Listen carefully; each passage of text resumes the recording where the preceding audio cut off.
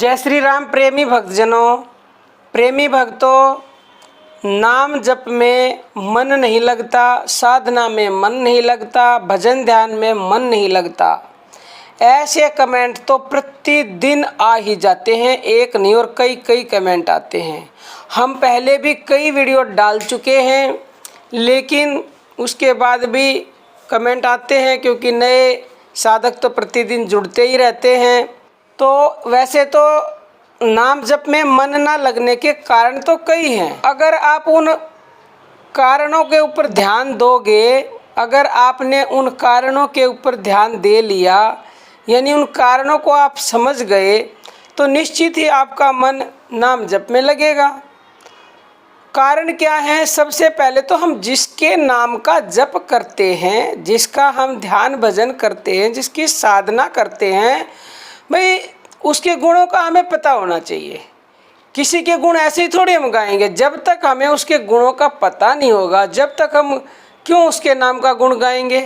तो सबसे पहले तो आप उस परम के गुणों को जानो कि वो कर क्या सकता है। पहली बात तो मनुष्य बहुत ही ऐसे कम है संसार में जो उस रहस्य को जानकर, उसके गुणों को जानकर और इस रास्ते पर चलते हैं। उनमें से भी कुछ अगर चल जाते हैं तो उनके लिए कृष्ण भगवान ने गीता के अध्याय 7 के श्लोक नंबर 3 में कहा है कि हजारों मनुष्यों में कोई ही मनुष्य मेरी प्राप्ति के लिए यत्न करता है, और उन यत्न करने वाले योगियों में भी कोई ही पुरुष मेरे प्रायण हुआ मेरे को तत्व से जानता है, अर्थात यथार्थ मर्म से जानता है।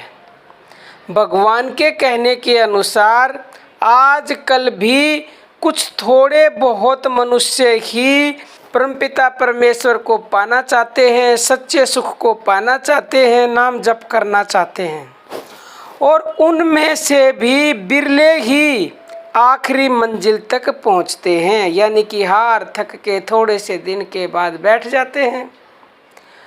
ज़्यादातर साधक तो थोड़ा सा साधन करके ही रुक जाते हैं। वे अपने को अधिक उन्नत स्थिति में नहीं ले जा सकते।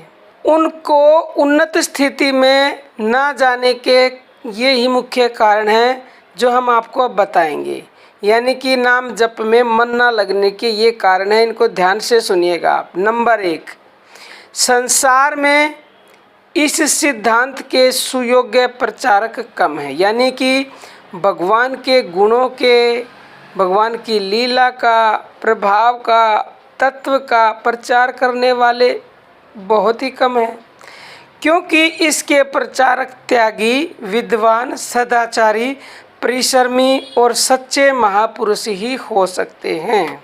नंबर 2, साधक गण थोड़ी सी उन्नति में ही अपने को कृत्य समझकर अधिक साधन की आवश्यकता ही नहीं समझते, यानी कि थोड़ा बहुत कुछ प्राप्त हुआ तो समझते हमें तो सब कुछ मिल गया, और फिर साधन करना छोड़ देते हैं। नंबर 3, कुछ साधक थोड़ा सा साधन करके बोर हो जाते, यानी कि उकता जाते हैं।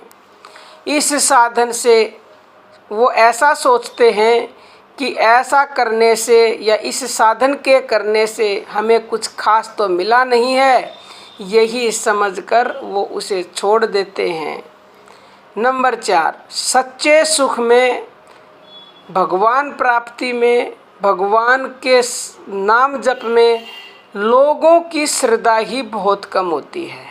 कारण ये है कि विषय सुखों की तरह इसके साधन में पहले ही सुख नहीं दिखता, इसी से तत्परता का अभाव रहता है। लेकिन ऐसे मनुष्य ये नहीं जानते कि ये जो विषय भोग हैं ये क्षणिक सुख है, क्षणिक, और ये मिल तो एक बार जाएगा आपको और आनंद भी अति आएगा, लेकिन क्षणिक का मतलब कुछ क्षण के बाद मिटने वाला है, ख़त्म होने वाला है। और जो असली आनंद है, जो असली सुख है, वो जिसने एक बार प्राप्त कर लिया ना प्रेमी भक्तों, तो आप इन क्षणिक भोगों को भूल जाओगे हमेशा हमेशा के लिए, क्योंकि वो परमानेंट आनंद मिलेगा, स्थायी आनंद मिलेगा, और उससे बढ़कर आनंद और सुख संसार के किसी विषय भोग में आपको मिल ही नहीं सकता।